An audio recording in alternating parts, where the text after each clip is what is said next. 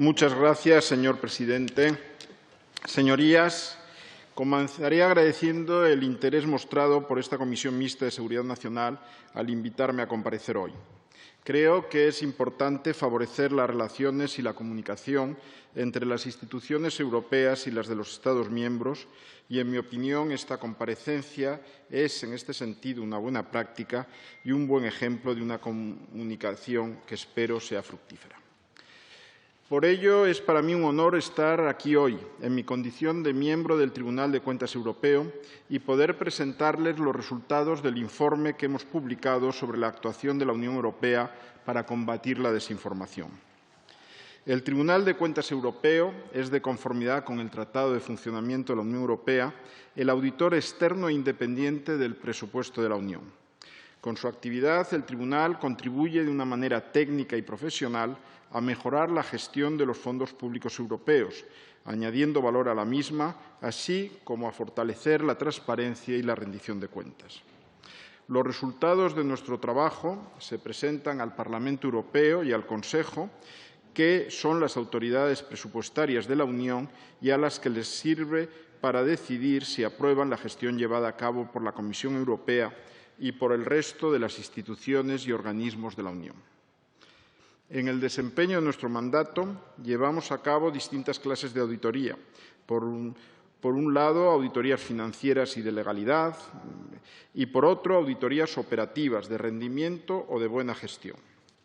El resultado de estas últimas se plasma en lo que denominamos informes especiales. En ese sentido, el informe que les voy a presentar hoy es el resultado de una de estas auditorías de rendimiento. El pasado 3 de junio, como ya se ha comentado, hemos publicado el informe especial 9/2021, titulado «El impacto de la desinformación en la Unión Europea, una cuestión abordada pero no atajada». El de la desinformación no es, ni mucho menos, ustedes lo saben, un fenómeno nuevo en nuestra sociedad. De hecho, encontramos evidencia de numerosos ejemplos de desinformación a lo largo de toda la historia de nuestra civilización.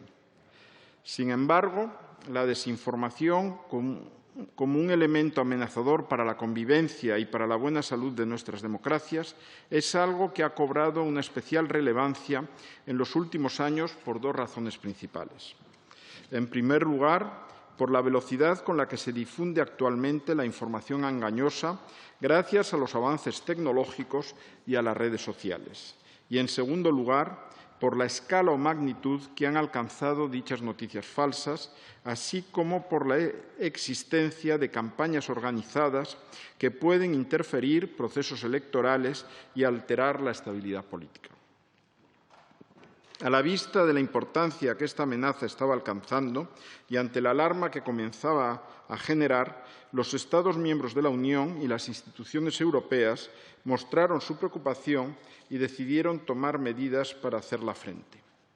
En el ámbito europeo, el Consejo Europeo invitó en marzo de 2015 a la alta representante de la Unión para Asuntos Exteriores y Política de Seguridad a que, en colaboración con los Estados miembros y con las instituciones europeas, preparara un plan de acción sobre comunicación estratégica para contrarrestar las campañas de desinformación procedentes de Rusia. En este sentido, se creó en el seno del Servicio Europeo de Acción Exterior una división de comunicaciones y el primero de los 3 grupos de trabajo, que a veces se alude como task forces, que han abordado el problema, conocido como el Grupo de Trabajo East Stratcom. Este grupo tiene el mandato de contrarrestar la desinformación procedente de fuera de la Unión y diseñar y difundir comunicaciones estratégicas positivas en relación con los países de la vecindad oriental de la Unión Europea y las acciones de Rusia. En 2017 se crearon otros 2 grupos de trabajo, uno para los países de la vecindad meridional de la Unión Europea y otro grupo de trabajo para los Balcanes occidentales. Además, la Comisión Europea creó también en 2017 un grupo de expertos de alto nivel que, tras meses de trabajo, presentó un informe que serviría de base para la comunicación de la Comisión sobre la lucha contra la desinformación en línea, que se publicó en abril de 2018. Esta comunicación describió los principios y objetivos globales que deben guiar las medidas para sensibilizar a la opinión pública acerca de este fenómeno, así como las medidas que la Comisión iba a adoptar. Unos meses después, en junio de ese mismo año, el Consejo Europeo invitó a la alta representante y a la Comisión a presentar un plan de acción que incorporase una propuesta coordinada de la Unión al problema de la desinformación. La Comisión publicaría el Plan de Acción de la Unión Europea contra la Desinformación en diciembre de 2018. Con posterioridad, la Comisión ha publicado también su Plan de Acción para la Democracia Europea y se está tramitando actualmente una propuesta legislativa de servicios digitales, teniendo ambas iniciativas relación en parte también con el tema de la desinformación. El Plan de Acción de la Unión Europea contra la Desinformación se estructuró alrededor de 4 áreas o pilares básicos, y cada uno de estos pilares está a su vez integrado por una serie de acciones específicas, 10 en total. El plan tiene como objetivo mejorar la capacidad de las instituciones de la Unión para detectar, analizar y exponer la desinformación. Para ello, se consideró necesario revisar el mandato y reforzar las 3 task forces, los 3 grupos de trabajo a los que me he referido anteriormente. El segundo objetivo del plan era reforzar las respuestas coordinadas y conjuntas a la desinformación, para lo que se previó principalmente la creación de un sistema de alerta rápida en el que participasen los Estados miembros y las instituciones de la Unión, en estrecha colaboración con otros actores, como por ejemplo el G7 o la OTAN. El tercer pilar del plan aspira a movilizar al sector privado en la lucha contra la desinformación, promoviendo y haciendo un buen seguimiento de un código de buenas prácticas. Por último, el cuarto pilar del plan pretende aumentar la sensibilización y la capacidad de respuesta de la sociedad europea a la información engañosa. Esto requiere la puesta en marcha de acciones para promover la alfabetización mediática y para aumentar la sensibilización sobre los efectos negativos de la desinformación. Se pretendía también garantizar la aplicación de medidas que asegurasen unas elecciones europeas libres y justas. El Tribunal de Cuentas ha auditado el Plan de Acción contra la Desinformación, en la que ha sido la primera evaluación completa e independiente acerca de su pertinencia y de su efectividad, y en la que hemos analizado si se estaban alcanzando los resultados esperados. Nuestra auditoría abarcó el periodo comprendido entre diciembre de 2018 y septiembre de 2020, y la fase de trabajo de campo consistió en la realización de una extensa revisión documental, así como en realizar y analizar los resultados de una encuesta dirigida a los puntos de contacto del sistema de alerta rápida de los 27 Estados miembros. Se han mantenido, además, numerosas reuniones con responsables de la Comisión, del Servicio Europeo de Acción Exterior, del Parlamento y del Consejo, de la OTAN, del Centro de Excelencia de las Comunicaciones Estratégicas asociado a la OTAN, así como con autoridades nacionales, con representantes de la sociedad civil, periodistas, verificadores, mundo académico y otras partes interesadas. Se evaluaron, además, 20 de los 23 proyectos de la Comisión que estaban directamente relacionados con la lucha contra la desinformación a través de la alfabetización mediática. Permítanme ahora, señorías, que les exponga las principales conclusiones a las que hemos llegado en nuestra auditoría, así como las recomendaciones que hemos formulado a la Comisión y al Servicio Europeo de Acción Exterior. Como conclusión general, afirmamos que el plan de acción era oportuno y que se elaboró siguiendo los criterios y opiniones de expertos en la materia. Contenía acciones útiles para combatir la desinformación. Sin embargo, concluimos también en nuestro informe que el plan de acción adolece de algunas carencias, como por ejemplo el hecho de no incorporar instrumentos que garanticen siempre una buena coordinación en la respuesta a la desinformación, lo que puede minar su eficacia. Cada uno de los pilares del plan de acción se encuentra bajo la responsabilidad de una dirección general distinta de la Comisión o del Servicio Europeo de Acción Exterior, sin que exista un único responsable a cargo de la supervisión ni mecanismos de coordinación de todas las acciones. Además, la Comisión no ha actualizado el plan de acción desde su adopción, aunque sí haya incluido acciones para luchar contra la desinformación en el reciente Plan de Acción para la Democracia Europea. Sin embargo, la relación entre ambos planes es algo que no queda suficientemente claro. Pensamos que el hecho de perseguir objetos similares en iniciativas diferentes hará que la coordinación sea aún más compleja y que aumente el riesgo de que se produzcan ineficiencias. En relación con el primer pilar del plan, el que tenía por objeto reforzar la actividad de los grupos de trabajo y de las delegaciones de la Unión en terceros países, hemos observado que dichas unidades han mejorado la capacidad para anticipar y responder a las actividades de desinformación y han contribuido a la promoción de las políticas europeas fuera de nuestras fronteras. Sin embargo, entendemos que los mandatos de dichas unidades no abarcan de forma adecuada a todos los actores involucrados en actividades de desinformación, ni tampoco las nuevas amenazas emergentes. Además, los grupos de trabajo, las task forces, adolecen todavía de algunas carencias operativas y de recursos humanos. El Tribunal ha recomendado, por tanto, que esto se corrija.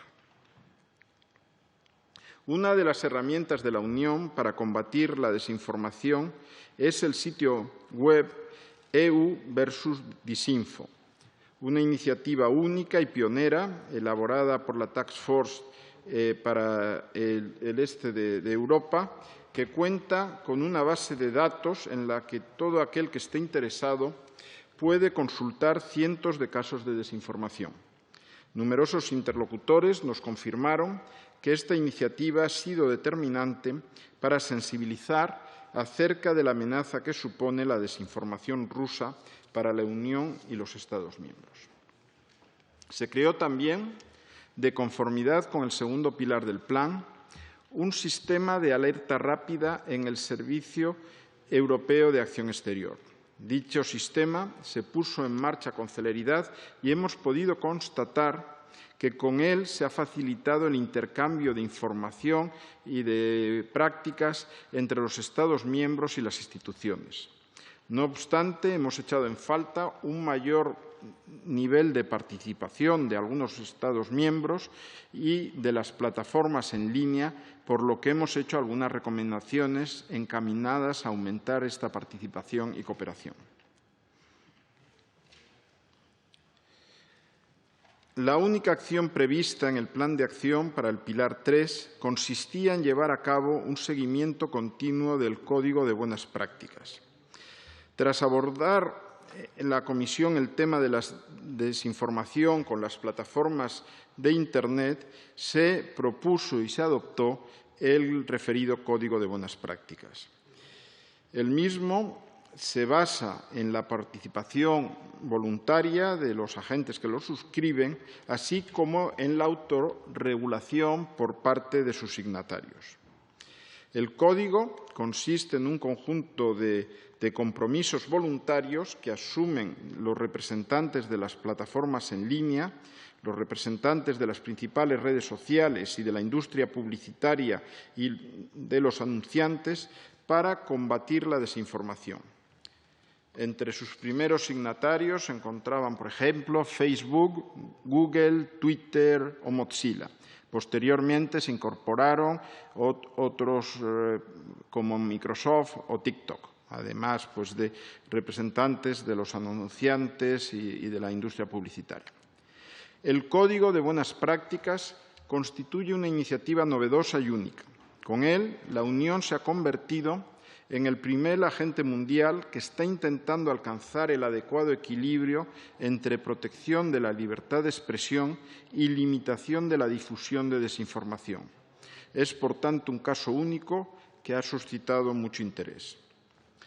Aunque el Tribunal valora positivamente la iniciativa, creemos, sin embargo, que se pueden hacer esfuerzos adicionales por parte de la Comisión para mejorar la vigilancia y la rendición de cuentas por parte de las plataformas de Internet. Para ello, recomendamos a la Comisión que proponga compromisos adicionales a los signatarios, que mejore su seguimiento, el de la Comisión, de las actividades que realizan las plataformas para combatir la desinformación y que establezca un procedimiento para validar la información que recibe de estas. Con el último pilar del Plan de Acción se busca una mayor sensibilización y capacidad de respuesta por parte de la sociedad europea. Para ello se han puesto en marcha multitud de iniciativas, tanto por parte de los Estados miembros como por parte de la Unión, en las que se aborda lo que se ha llamado alfabetización mediática. En nuestra opinión, aunque con estas iniciativas se han alcanzado objetivos tangibles, el hecho de que se hayan llevado a cabo de una manera fragmentada diluye su impacto y dificulta las sinergias. Hemos echado en falta la existencia de una estrategia de alfabetización que organice y coordine las distintas iniciativas y en la que se incluya la lucha contra la desinformación como un componente integral. Como han podido ver, señorías, aunque hasta la fecha, desde un punto de vista financiero, el gasto de la Unión destinado a combatir la desinformación haya sido relativamente bajo, podemos estimarlo en unos 50 millones de euros para el periodo comprendido entre 2015 y 2020, lo cierto es que la acción de la Unión para luchar contra la desinformación ha contribuido a que se produzcan avances concretos en esta lucha, si bien queda todavía cosas por hacer. De todo lo señalado hasta ahora, me gustaría resaltar sobre todo la necesidad que hemos identificado de mejorar la coordinación y la cooperación entre todos los actores que tienen una responsabilidad en la protección de nuestra democracia y de nuestro sistema de valores frente a la amenaza que suponen las campañas de difusión de información falsa o engañosa. Creo, además, que el intercambio de información y de buenas prácticas y el establecimiento de un marco sólido de entendimiento y de confianza entre los responsables públicos y el sector privado serán elementos esenciales para contrarrestar la desinformación. Además, si queremos que los ciudadanos europeos sean más libres y capaces de defenderse de la falsedad, es necesario seguir impulsando, incluso desde la escuela, la alfabetización mediática y digital de nuestra sociedad.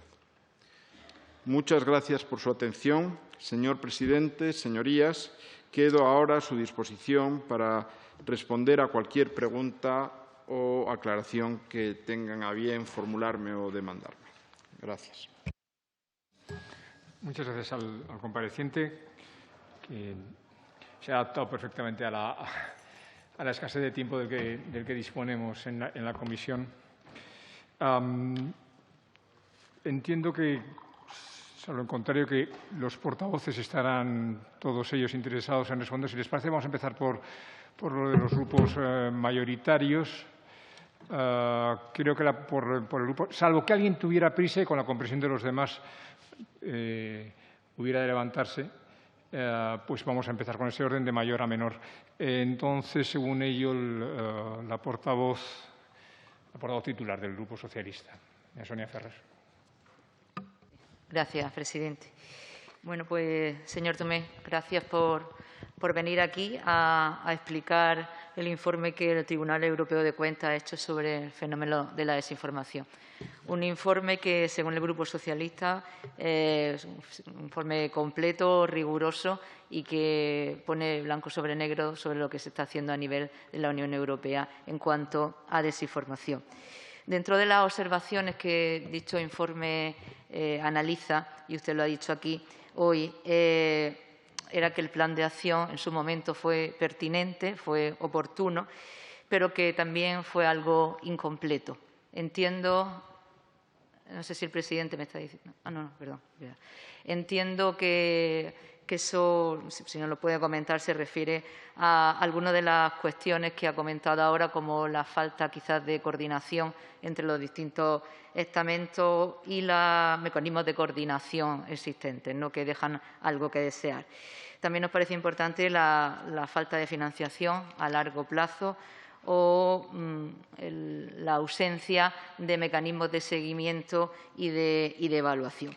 Y quería preguntarle dos cosas concretas, ¿no?, porque yo creo, como reitero, que el informe está muy claro y usted ya lo ha dicho aquí también. Ese informe, ¿qué consecuencias tiene? Quiero decir, la Comisión Europea ha contestado, ha respondido a ese informe y es de obligado cumplimiento las recomendaciones que ustedes hacen, o simplemente es una guía para tener en cuenta. Y luego también, dentro del informe que han hecho ustedes, nombran el Plan de Acción para la Democracia Europea, el PADE, y vienen a decir, si no lo he entendido mal, que es un poco una evolución natural, del Plan de Acción del 2018. Quería un poco que nos explicara si eso es así y qué pasa a partir de ahora. Pues nada más y muchas gracias. El compareciente puede, como prefiera, si responder uno a uno o al final de las intervenciones, lo que prefiera. Pues muy brevemente. Gracias, señoría. Nuestro informe pone de manifiesto que en la elaboración del informe se tuvieron en cuenta, después de una extensa consulta, pues multitud de opiniones de expertos. Cuando se planteó el plan de acción, la propia definición de qué tipo de amenaza pues era relevante, y en ese sentido quizá lo que más significativo que echamos en falta del plan es los mecanismos de coordinación que permitan que todas las... y luego también indicadores para dar cuenta del progreso del plan. Eso ha estado claro y usted lo ha señalado en cuanto al seguimiento. La financiación no es que nosotros propugnemos más financiación. Hay que tener en cuenta, en primer lugar, que estamos hablando de un tema de seguridad que per se no es competencia de la Unión Europea. El informe no entra en lo que pueden dedicar a estos temas los Estados miembros, pero sí que es verdad que cuando se puso en marcha la política, se confió en otras partidas presupuestarias, el propio presupuesto de gastos generales del Servicio de Acción Exterior. Creemos que la continuidad de la acción merece aclarar y que haya un documento que, por parte de la Comisión, dé transparencia a todo lo que se está haciendo, al uso de los recursos, etcétera, ¿no? Y luego ha hecho usted dos preguntas muy relevantes.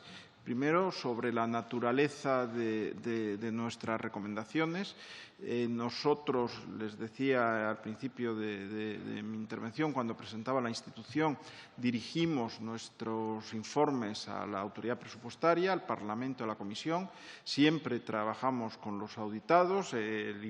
La réplica de la Comisión se añade a nuestro informe y, al final, lo que tenemos es el poder de la recomendación. Pero también a nuestros informes les damos seguimiento, con lo cual, en un plazo de 2 o 3 años, estaremos en condiciones de publicar el seguimiento que ha hecho la Comisión de nuestras recomendaciones. En ese sentido, el Plan de Acción para la Democracia, que recientemente ha anunciado la Comisión, incide en su ánimo que ha hecho público pues está proteger la integridad de los procesos democráticos y electorales en Europa, favorecer pues la prensa libre e independiente y proteger las sociedades europeas de la desinformación.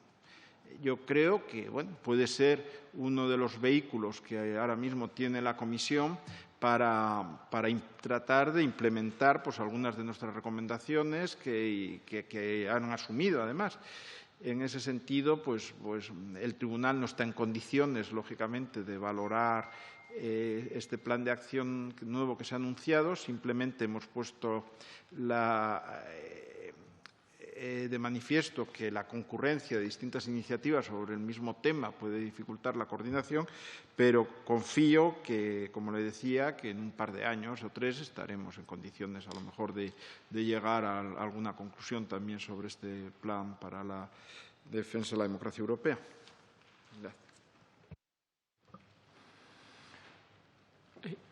Gracias. Las respuestas de la Comisión al informe del Tribunal son las que figuran en el informe, ¿son esas? Sí, nosotros trabajamos con un procedimiento contradictorio y de no sorpresa. O sea, nuestro informe preliminar se presenta a la Comisión, hay una serie de procedimiento contradictorio, de aclaración de los hechos y al final sus alegaciones finales figuran anejas al informe y ellos hacen sus consideraciones, lógicamente. Perdón. Tiene la palabra el senador Javier Márquez, por el Grupo Popular. Muchas gracias, señor presidente. Y muchas gracias al comparecente, que ha agradecido que se le haya invitado, pero yo creo que somos nosotros los que le tenemos que agradecer que haya tenido la gentileza de acudir y para informarnos de lo que está siendo el trabajo del Tribunal de Cuentas en esta materia, ¿no? Yo, efectivamente, considero que el informe que se ha emitido es un informe que prácticamente lo dice todo, ¿no? Es decir, en este sentido está bastante bien realizado y me surgen dos cuestiones que me gustaría prácticamente preguntarle.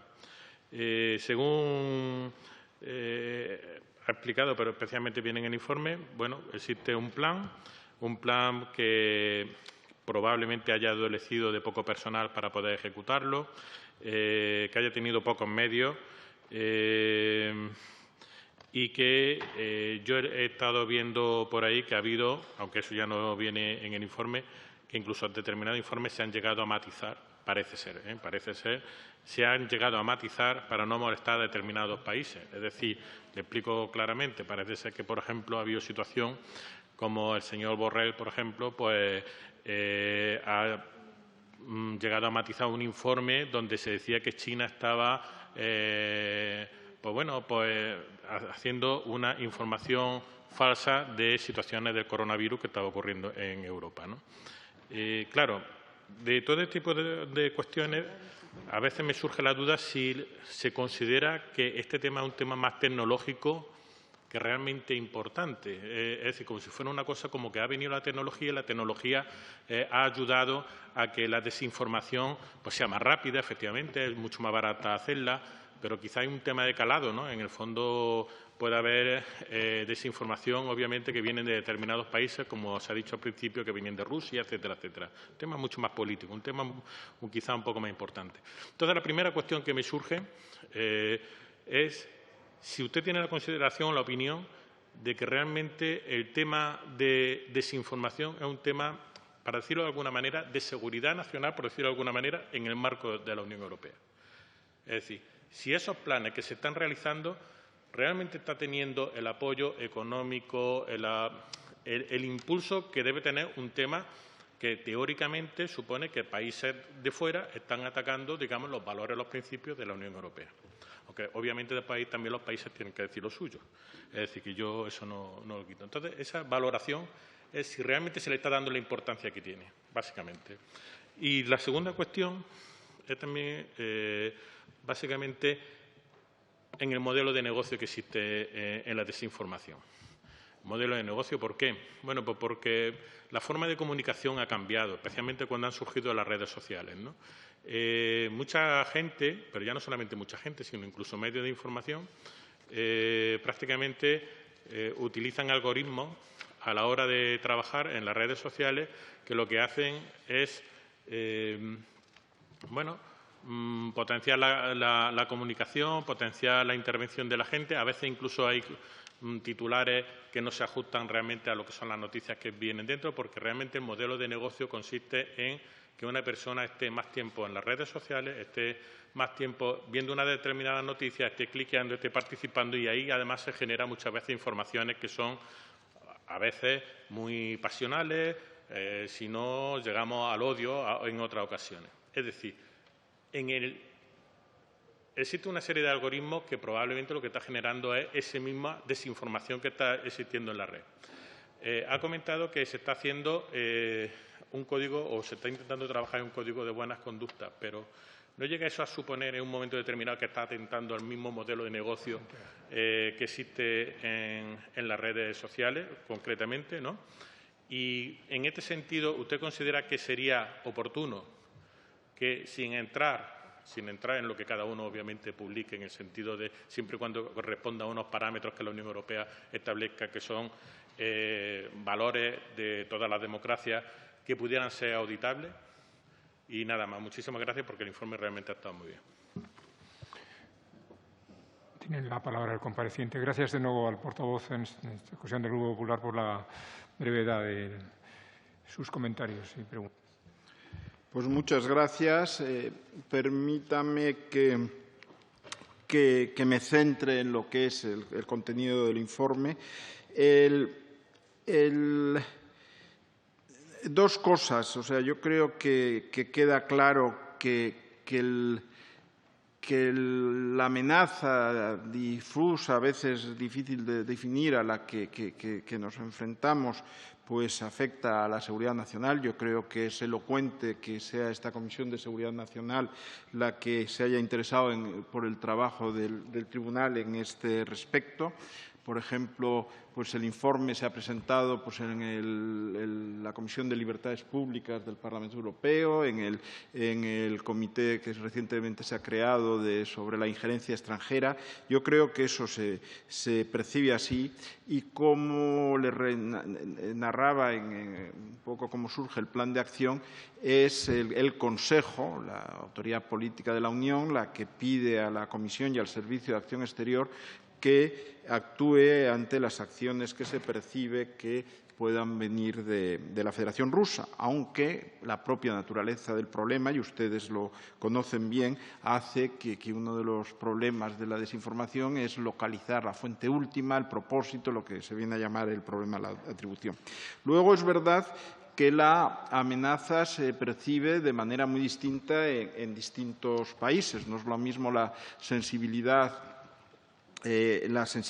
pues, en los países del este de Europa o de los países bálticos, o aquellos países que por tamaño o tradición pues, tienen una conciencia de seguridad más desarrollada. Y en nuestro trabajo, por ejemplo, cuando estudiamos cómo había funcionado el sistema de alerta rápida que se creó en vísperas de las elecciones europeas para poder reaccionar con posibles injerencias en el proceso electoral de las últimas elecciones europeas del 2019, pues se ha puesto de manifiesto que el grado de compromiso, el nivel de participación de distintos países es distinto. Se ha valorado, sin embargo, y así se ha puesto de manifiesto en la encuesta que hemos hecho, que la existencia de ese grupo está también contribuyendo a crear una comunidad que trata con el tema de la desinformación, que dialoga, comparte experiencias entre los distintos Estados miembros. O sea, yo creo que en ese sentido está. Y luego las amenazas evolucionan. Es por lo que nosotros hemos puesto de manifiesto en nuestro informe que se echa en falta una actualización del plan de acción, pero incluso los agentes recientemente, el Servicio de Acción Exterior nombraba a China como uno de los posibles fuentes de desinformación. El Comité sobre Injerencia Exterior del Parlamento Europeo pues ha celebrado una serie de audiencias y reuniones con expertos en las que en la convocatoria pues se citaba desde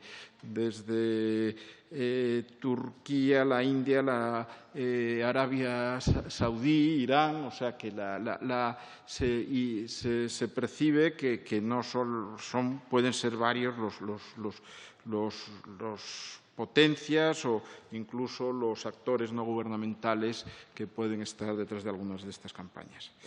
El modelo de negocio, eso es una pregunta muy relevante y eso está relacionado con este código de buenas prácticas que la Comisión ha desarrollado con las plataformas de Internet.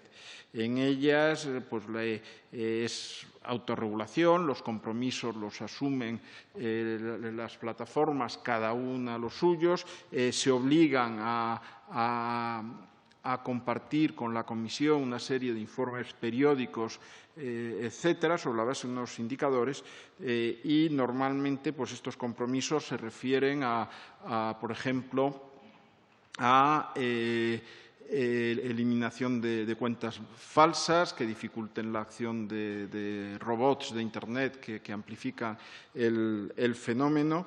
Se refieren también pues, al etiquetado y identificación de los contenidos de anuncio, contenido político, de empoderar a los consumidores también para denunciar, etcétera.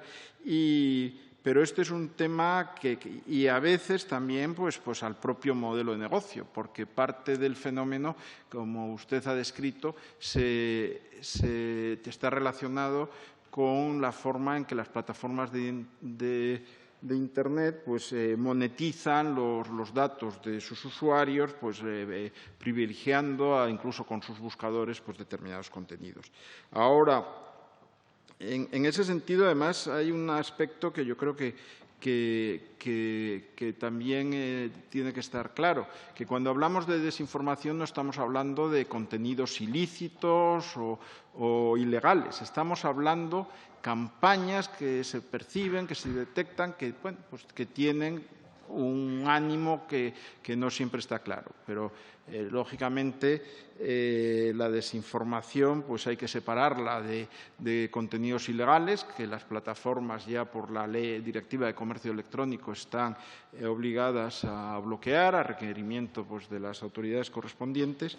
Y por supuesto, pues las acciones que se tomen pues deben tratar de proteger pues, lo que es la libertad de información y de expresión, que es uno de los valores europeos. Va a haber todos estos temas pues también se van a discutir, seguro, con ocasión del nuevo paquete normativo que ha presentado la Comisión, lo que se está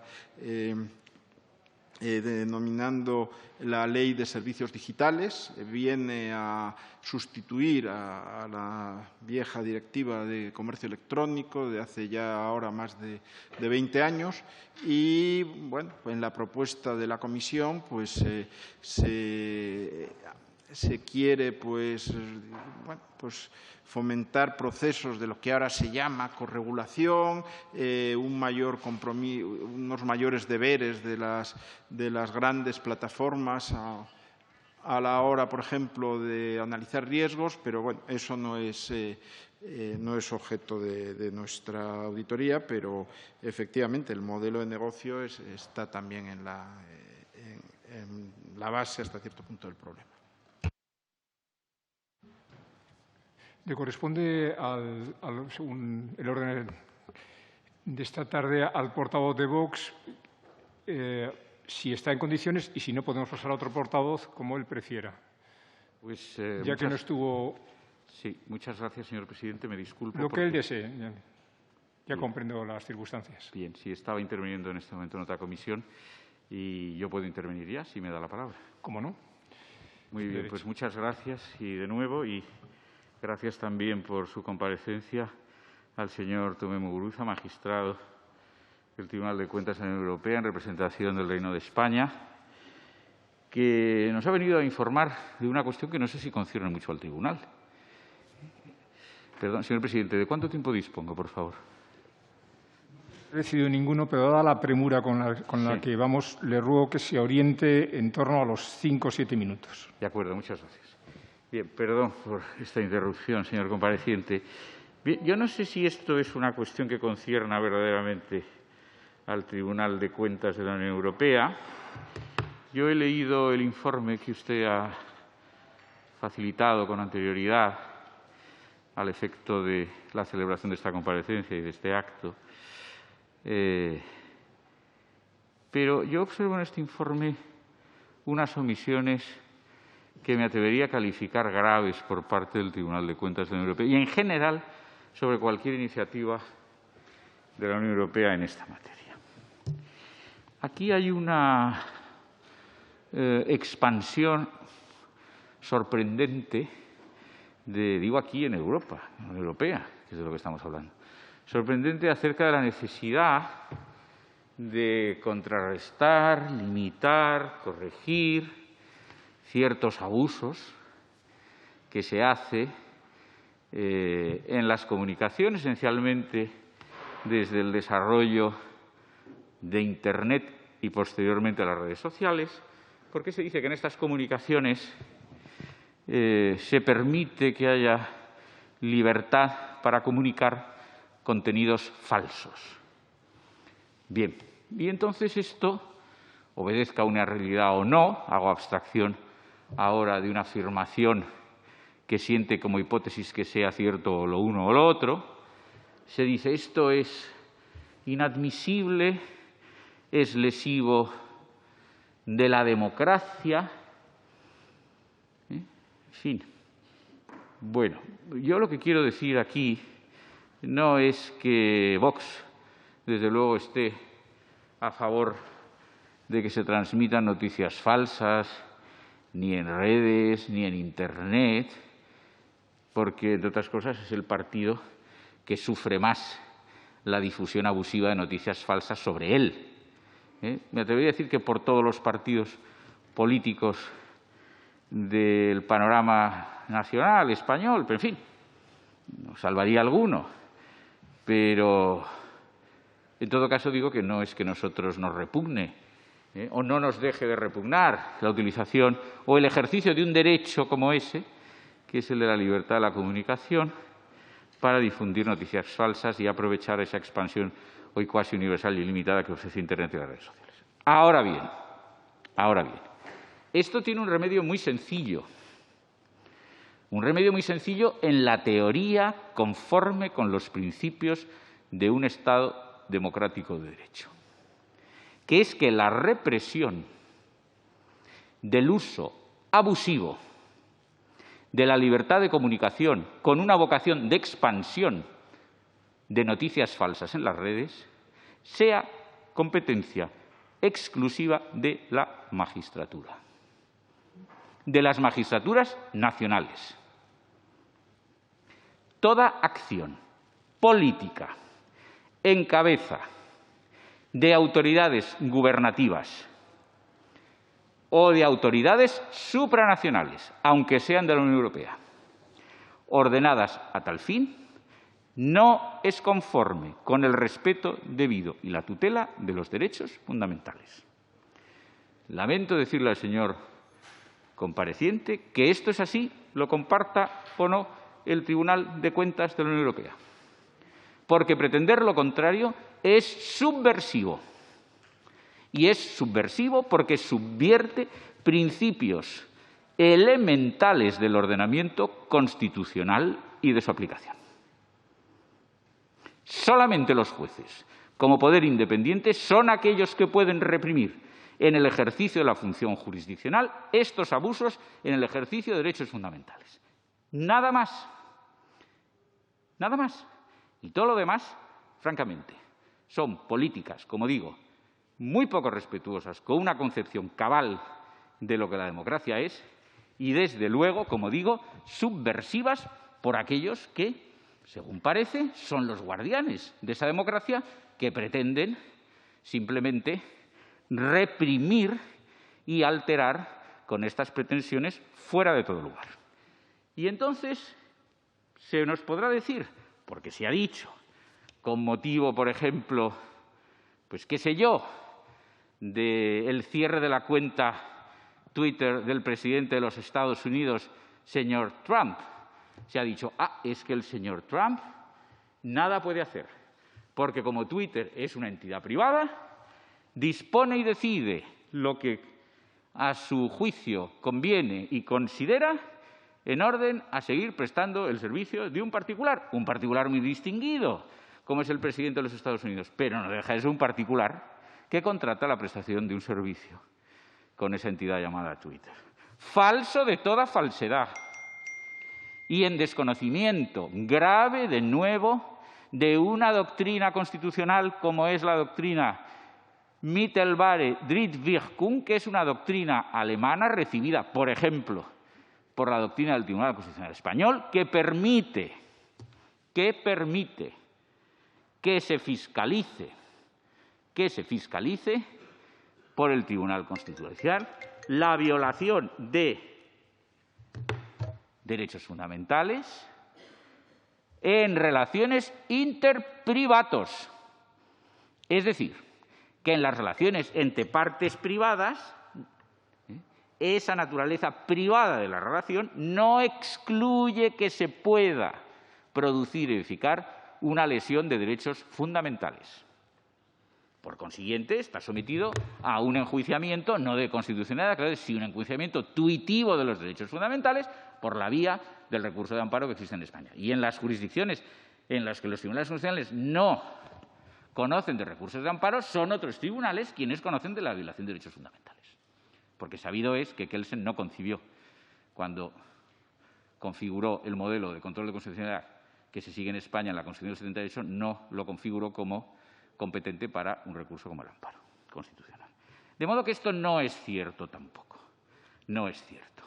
Y, por lo tanto, de nuevo observamos en este tipo de juicios, vamos a decir, de entusiasmo privatista, digámoslo claramente, a favor de estas entidades que actúan globalmente, Twitter y compañía, ¿no? En Francia lo que se llaman las GAFA y todas estas entidades, que por lo demás hacen pingües beneficios también de modo global, porque se enriquecen universalmente, no es cierto que no estén sujetas a ningún tipo de control cuando con sus decisiones violentan derechos fundamentales, en este caso como de ser el de libertad de comunicación. No es cierto que no estén sujetas a ese control jurisdiccional cuando violentan, como digo, derechos fundamentales en razón de su naturaleza privada que les permite, en fin, sustraerse a cualquier tipo de control por parte de los jueces. Pero vamos a ver, ¿qué entendimiento es esto, más allá de doctrina Mittelbare Drittwirkung o no, que es una realidad, como digo, hoy incontestable en lo que es el acervo constitucional español? Pero ¿qué idea es esta de que una entidad, por ser privada, puede hacer lo que quiera en sus relaciones con sus clientes o con aquellos con los que contrata? Es más, diré, la denegación de la prestación del servicio en términos, por ejemplo, como hizo Twitter en Estados Unidos con el presidente Trump, en España sería delito con arreglo al Código Penal. Ese tipo penal está vigente. Bien, por último, esta cuestión de las noticias falsas, su control, ha dado lugar a que Vox hace ya bastantes meses registrase en esta Cámara una proposición de ley sobre el fact-checking. ¿Por qué? Porque llegamos a la conclusión de que las entidades que aseguran ese servicio de fact-checking, es de comprobación de veracidad de las noticias que circulan, son entidades que no son neutrales, que son entidades, lo que se llama en la jurisprudencia, entidades de tendencia. De tendencia, sí, tiene una tendencia ideológica clara. No voy a poner nombres de las que actúan en España, o sí, neutral, maldita y no sé cuántas más. Pero vamos a ver, si es que no hay más que comprobar quiénes son sus socios, sus administradores y quienes prestan el servicio en esas entidades para comprobar que no son independientes. Entonces, ¿cómo se puede estar en la red actuando como entidad independiente, garante de la autenticidad de las noticias, cuidado, de la veracidad del contenido de las noticias, por entidades de tendencias, entidades dependientes de partidos políticos, de grandes grupos de prensa con una orientación ideológica conocida, etcétera. En esa proposición de ley lo que exigimos es que para prestar ese servicio haya una declaración previa de ideología de esas entidades. De modo que el usuario, si acude a Neutral o Maldita, sepa, esta entidad pues es afín, qué sé yo, por decir algo, porque no sé, al Partido Socialista, por ejemplo, que le gustan mucho estas cosas, al Grupo Prisa, muy afín al Partido Socialista, o grupo que, en fin, uno de sus medios principales de comunicación, como fue el diario El País, la directora, doña Soledad Gallego Díaz, dijo en una intervención muy conocida en una prensa en Madrid que el periódico Vox, el periódico El País, tendría una actitud militante contra el partido Vox y que pretendía su desaparición. Eso es público. Entonces, esta señora va a poder guardar relación de dependencia más o menos conocida con entidades que dicen que son neutrales al efecto de controlar la veracidad de noticias que afectan a los partidos políticos y a la vida política. No, esto es una falta de seriedad y ahí sí hay un vacío, porque es una novedad absoluta este tipo de actividad, por rellenar por el legislador. Y nada más, veo que hay algunos que, en fin, quizá con razón, consideran que me he alargado mucho. A lo mejor es que no les ha gustado lo que he dicho. Lo lamento, pero nada más. Muchas gracias, señor presidente, y muchas gracias al señor compareciente. Sí, antes de que intervenga el compareciente, y si me permite, una cuestión sobre lo dicho por el interpelante, por el diputado Sánchez. Entiendo de su juicio que no está de acuerdo en la idoneidad de la comparecencia del actual. Señor Sánchez, por favor. Atiéndame, si le es posible. Le pregunto si está de acuerdo o no con la idoneidad del acuerdo de la mesa de portavoces sobre la comparecencia del aquí presente, miembro del Tribunal de Cuentas. Pregunto, la idoneidad en cuanto a representante de un tribunal.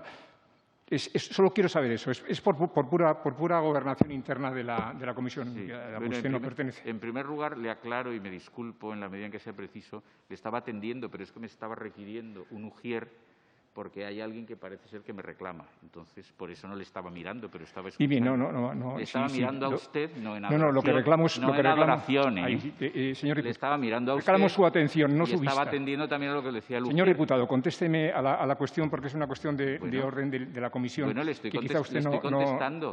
contestando, pero si se dirige usted a mí en ese tono autoritario, me parece que no le contesto. No califique la actitud con la que le hablo. Querría responder a la cuestión.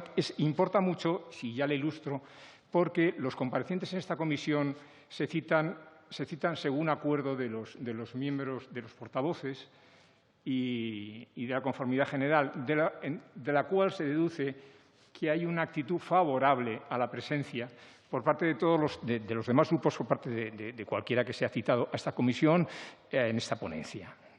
Pero bien, veo que no he obtenido respuesta y como tenemos mucho tiempo por delante que consumir en otra materia, señor diputado, no me interrumpa, señor diputado. No me interrumpa, señor diputado. Yo tampoco tengo interés. Es usted bastante maleducado. ¿Cómo ha dicho? ¿Ha dicho usted algo que sea comprensible? Dios mío, no es posible. De verdad, es muy de lamentar. Es muy de lamentar, de manera que, bueno, el compareciente tiene, por supuesto, que dispone de contestación si tiene a bien y puede no contestar puesto que se ha ausentado. En fin. Pues como usted lo estime, señor presidente, en cualquier caso. Sí, pero permítame también que limite mi intervención a lo que es el objeto del informe del tribunal y al contenido del mismo. Se ha aludido a la naturaleza del trabajo que ha hecho el tribunal en este caso. Es verdad que esto trasciende lo que son normalmente nuestras auditorías financieras o nuestras auditorías sobre la legalidad del gasto. Pero todos los años el Tribunal publica, como les decía en la presentación de nuestro trabajo, varias decenas de informes especiales en los que tratamos de evaluar criterios de economía, de eficiencia, de eficacia de la actuación de la Unión.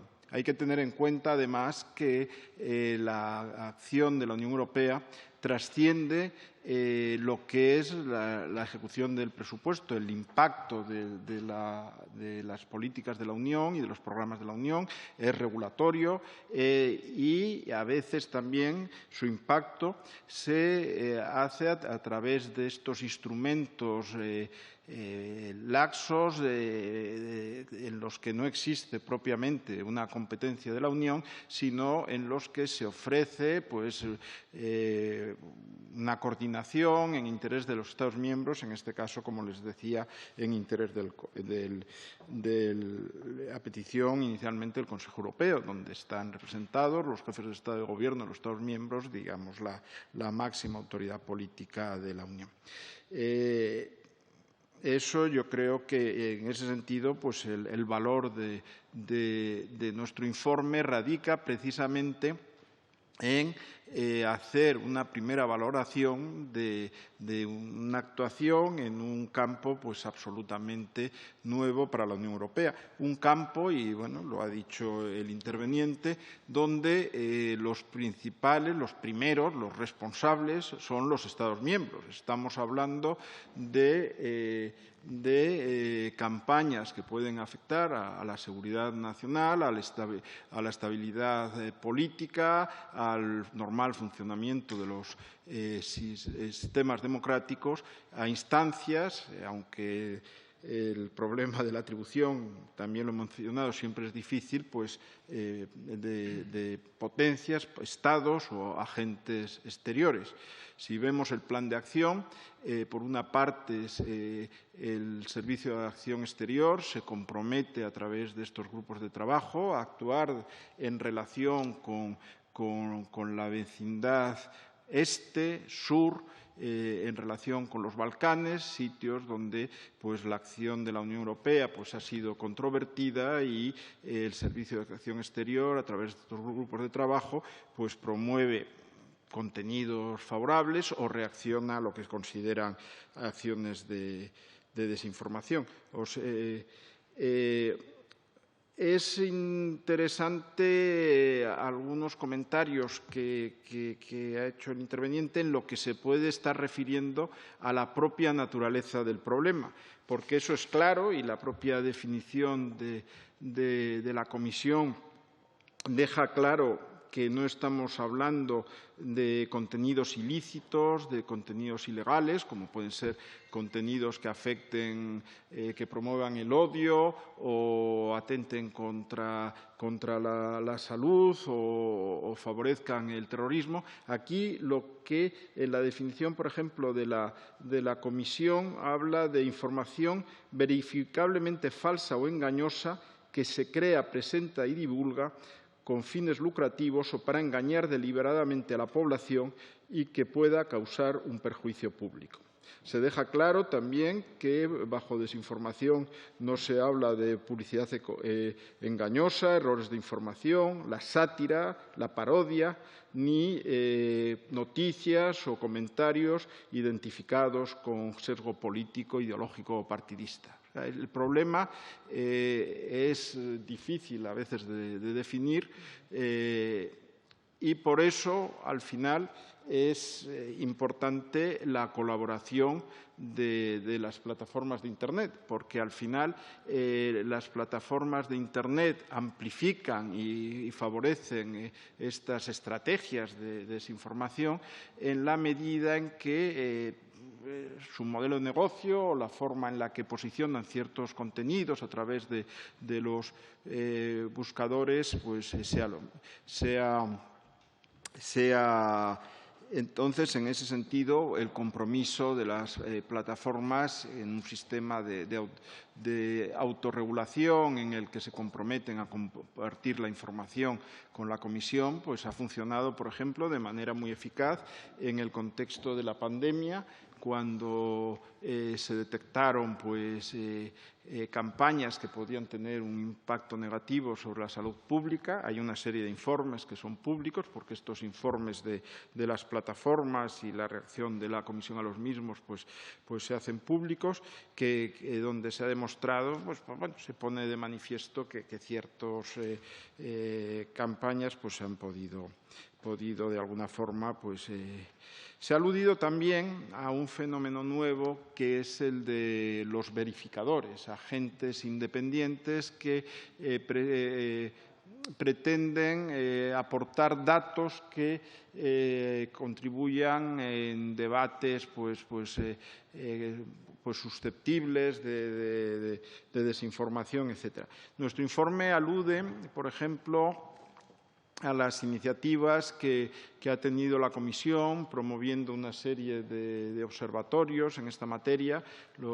Hacemos algunas recomendaciones, pero también se pone de manifiesto en el informe que estas iniciativas de momento no han sido muy relevantes ni se puede.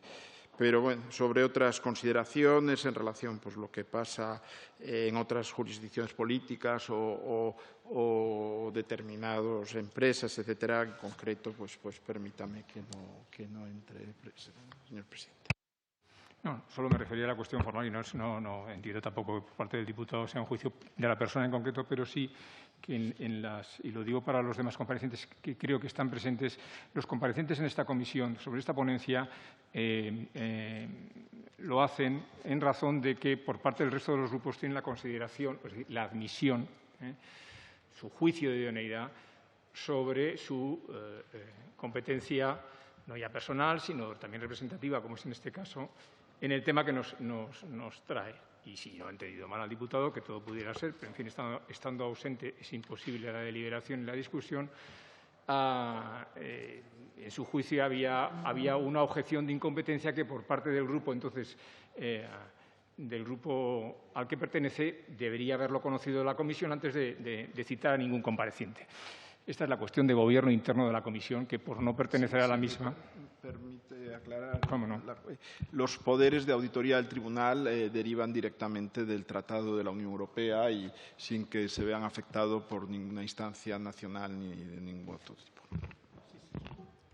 Eso es bien conocido y seguro también del señor Sánchez, pero la objeción era sobre no la competencia formal, sino la legitimidad y el título jurídico real para tratar de este asunto, lo cual, en todo caso, para los miembros para los diputados que actúan y que son miembros de la comisión, conviene informar de cuál es el procedimiento con el que seguimos esta ponencia. No vaya a ser que desconozcan los criterios, ¿no? Eso se lo digo, por supuesto, a todos los grupos, pero en particular al que ha sido motivo de la discusión anterior. Bien, creo que podemos retomar el turno de portavoces de la comisión. Lo es el del señor Cortés, Ismael Cortés, por el Grupo de Podemos. Gracias, presidente. Quería agradecer también la comparecencia del señor Tomé. Hasta el momento se podrían calificar las comparecencias de esta ponencia de estudio del fenómeno de la desinformación y las fake news en dos tipos, las que se preocupan de describir el problema y las que se preocupan de definir la dimensión regulativa.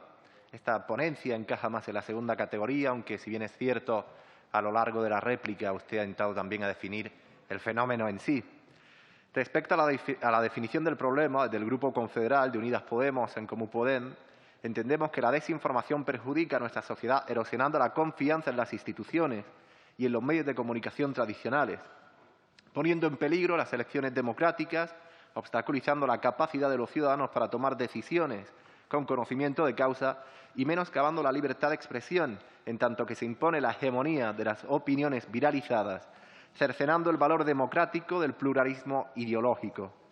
Además, durante la crisis de la COVID-19, la información sanitaria engañosa y las teorías de la conspiración antivacunas han puesto en peligro la salud pública.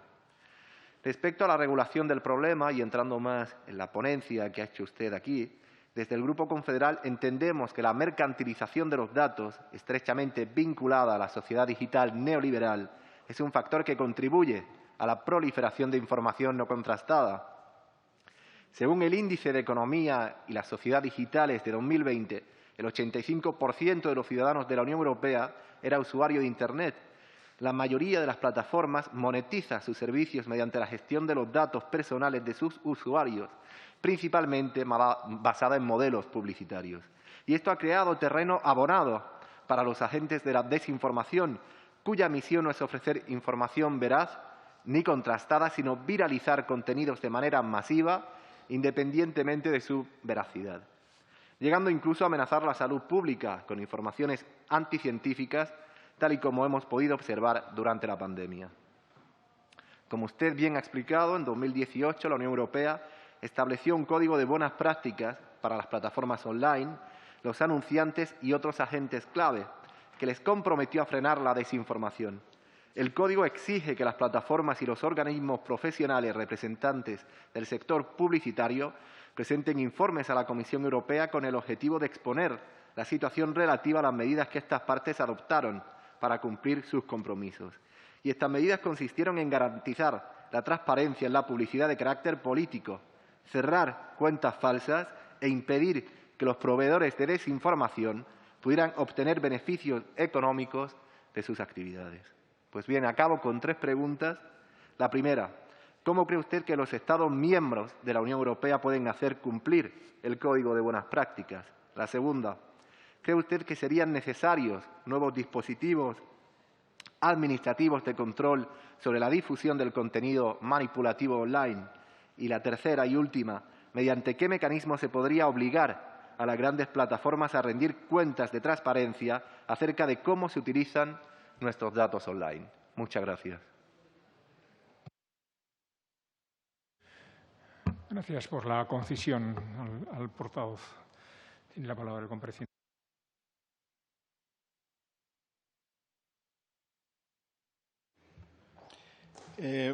Bueno, pues muchas gracias por sus preguntas. Planteaba usted si los Estados miembros pueden obligar a las plataformas de Internet a cumplir sus compromisos bajo el Código de Buenas Prácticas. He insistido que este Código de Buenas Prácticas es un compromiso voluntario que las agentes suscriben con la Comisión sobre la base de la autorregulación.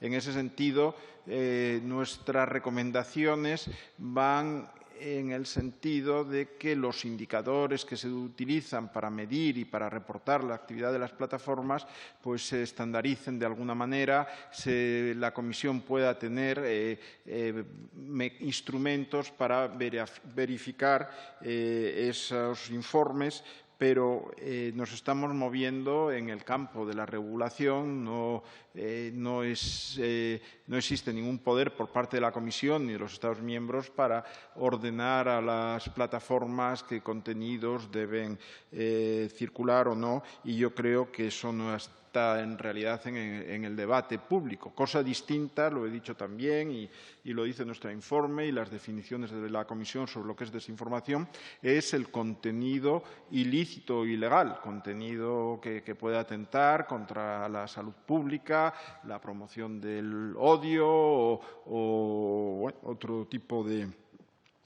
circunstancias. Ahí, pues, las autoridades competentes pueden determinar la ilicitud de esos contenidos y las plataformas pues tienen la obligación, lógicamente, de retirarlos. Hablaba usted de cómo las plataformas pues, utilizan los datos como parte de sus modelos de negocio. Ese es un tema que es objeto de debate. Todo es conocido que estas plataformas pues, se desarrollaron en Estados Unidos con lo que era la legislación inicial, etcétera, en que se tradujo en Europa de alguna forma en la directiva de comercio electrónico. Entonces, pues se trataba de favorecer el desarrollo de Internet, probablemente, pues desde el punto de vista de la concentración de operadores. Bueno, ahora toda esa legislación está en revisión. He aludido pues, a la propuesta de la Comisión, que está siendo objeto ahora de estudio, análisis, países, en el Parlamento Europeo, en el Consejo, etcétera, donde el enfoque pues cambia, reforzando pues los mecanismos de control, las obligaciones de las grandes plataformas, y ese es el foro probablemente para el debate que usted apunta haya que mantenerlo. O sea, oiremos hablar de todos estos temas, de las obligaciones de las plataformas en el futuro, pero nuestro informe lógicamente trasciende a ello. Probablemente cuando evaluemos dentro de unos años, en la medida en que la Comisión haya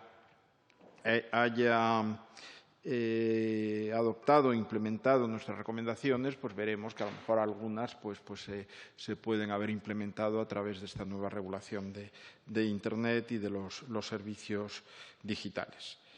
Yo creo que, no sé si me he centrado en el objeto de su, pero creo de verdad que no está en el debate público ahora mismo que los Estados miembros pues puedan llegar a controlar los contenidos que difunden estas plataformas, porque al final, eso lo dejamos claro también en el informe, pues lo que se trata es de proteger lo que es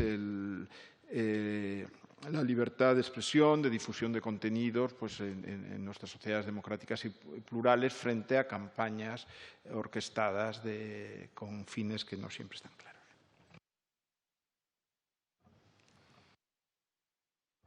Se da por satisfecho el portavoz. El señor Gutiérrez cede su turno. El señor Pallés, entonces, por el... Gracias. Señor Tomé, muchas gracias por su comparecencia hoy. Bueno, decirles que sabemos de su afiliación política vinculada con el Partido Popular, como ha explicado el señor presidente, pero aún así debemos presuponer y presuponemos su imparcialidad por el puesto que ocupa en el Tribunal de Cuentas Europeo. Imparcialidad que, por cierto, no se puede predicar de sus homólogos, los vocales del Tribunal de Cuentas español. Pero bueno, esto es otro tema en el que no toca hablar hoy. Yo desearía plantear una cuestión que aún no se ha tratado y es la desinformación proveída por los Estados e instituciones públicas. La cuestión es que en materia de fake news el Estado español ahora mismo no se queda corto. España está en plena campaña para promover la falsedad de una supuesta participación de los servicios de inteligencia rusos en el proceso de independencia de Cataluña con la supuesta intención de desestabilizar la Unión Europea. Unas fake news basadas en la manipulación de mensajes privados obtenidos mediante espionaje político, totalmente ilegal, según la propia Fiscalía española. Una serie de mentiras fabricadas por el Deep State español que se inician en informes de la Guardia Civil, un Estado dentro del Estado, que ningún gobierno hasta ahora no se ha atrevido a sacar de esta cultura franquista en la que se encuentra, y que supone para nosotros pues, un riesgo, precisamente, en el aspecto de la información de la propia sociedad española y, evidentemente, de la europea. A los independentistas y a nuestro presidente en el exilio, el presidente Puigdemont, no nos da ningún miedo confrontar estas fake news españolas con la realidad, al contrario.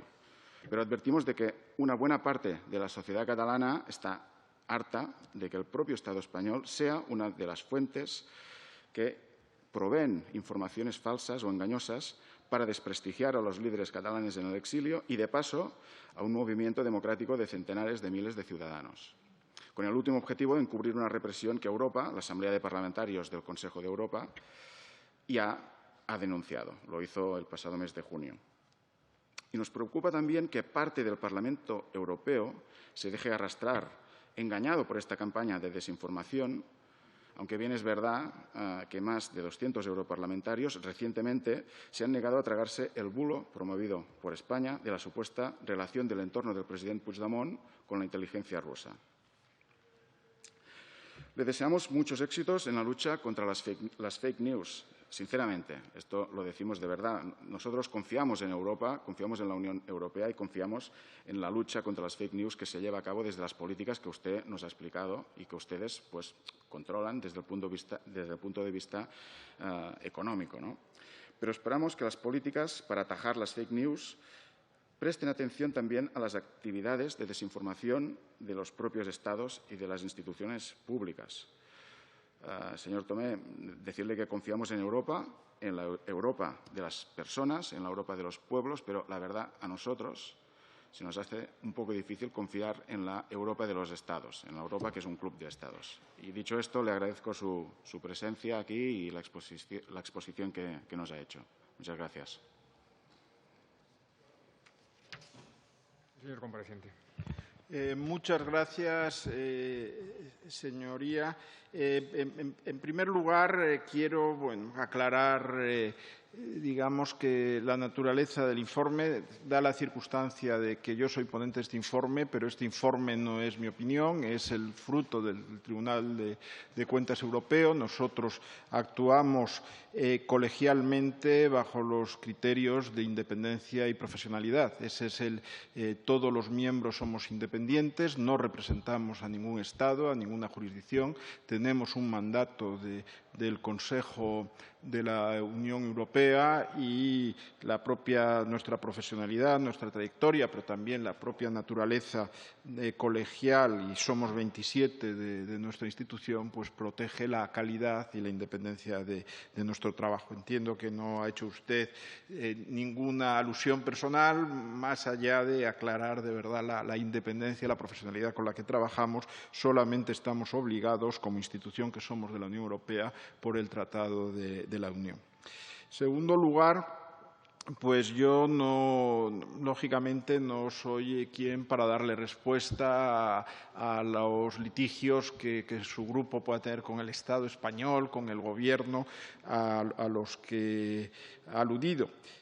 Simplemente, a lo mejor, compartir con ustedes y con el resto de la comisión, y eso sí que está en nuestro informe, que una de las herramientas más útiles que se han puesto en marcha a la hora de poner en evidencia ante la opinión pública campañas de desinformación, en concreto las provenientes de la Federación Rusa, es esta página de Internet que aloja y sostiene el Servicio Europeo de Acción Exterior, EU versus desinformación. Ahí hay miles de ejemplos de desinformación rusa en Cataluña y en otras jurisdicciones. Tienen un sistema de buscadores y bueno, pues ahí se pueden encontrar ejemplos de la injerencia rusa en lo que se refiere a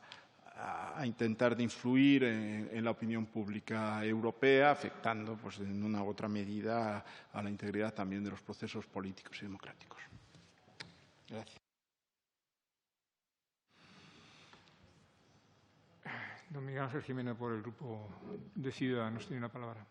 Sí, gracias, presidente. Bueno, solo quería agradecer al señor Baudilio Tomé su presentación, el informe que nos ha hecho llegar. Creo que el informe es completo, está clarísimo, así como su intervención. Y dado que la cortesía parlamentaria, que debería obligarnos a todos, pues se refiere a hacer mención al compareciente sobre aquello por lo que comparece y lo que dice, pues como yo creo que su informe es muy claro y las explicaciones que ha dado a todos los grupos, pues básicamente han cubierto todas las dudas que yo pudiera tener, pues no voy a intervenir, pero sí quiero agradecerle pues por supuesto su presencia y como ha relatado yo creo el informe y el trabajo que está haciendo el Tribunal de Cuentas Europeo, que yo creo que es muy positivo siempre ver que las instituciones funcionan y que además aportan valor a los ciudadanos. Nada más, presidente, quiero finalizar. Sí quiero decirle a mi compañero de Esquerra, que actúa antes de mí, de Junts, perdón. Bueno, pues que agradezco que haya hablado solamente en nombre de una parte de los catalanes, sino como viene siendo habitual, en nombre de todos ellos. Yo creo que vamos avanzando. Probablemente sea el camino. Muchísimas gracias. Gracias al señor Gutiérrez, aunque ha abierto debate. Pero, afortunadamente, el señor Pollés tiene prisa por tomar un avión, ya advirtió a la comisión. Nadie más desea ni de intervenir ni de… Bueno, pues entonces le cedo la palabra de conclusión, claro, al compareciente si tiene algo más que añadir. Es simplemente dar las gracias a la Comisión por la invitación a presentar el informe, por la atención y el interés con la que lo han recibido. Espero que pueda ser útil para contribuir a sus trabajos. Decía al principio de mi intervención lo importante que es para las instituciones europeas fomentar la colaboración con las instituciones de los Estados miembros. Son más de 15 los parlamentos nacionales en los que se presenta ahora mismo nuestro trabajo y en ese sentido, aparte de otras comparecencias que haré pronto, espero, en la Comisión Mixta para la Unión Europea, pues agradecerles la invitación en nombre del Tribunal. Nada más, pues las gracias son de vuelta al compareciente por su orden y concisión en el informe y en las respuestas. Y, desde luego, si esto fuera posible, pues contamos con su expertise y la del Tribunal para la realización, eventualmente, de la ponencia de la Comisión. Muchas gracias, señor Tomé.